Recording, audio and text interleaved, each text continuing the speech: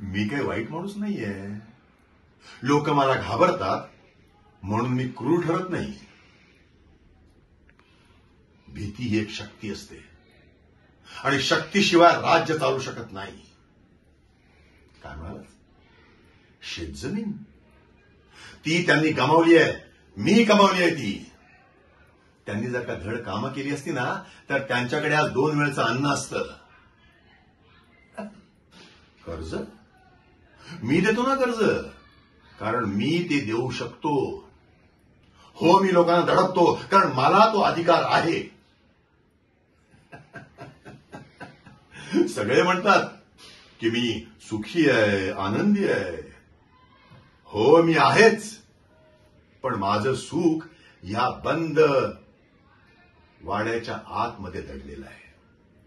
आणि त्या वाड्याच्या आत काय आहे ते फक्त मला माहिती आहे. आतमध्ये जायची परवानगी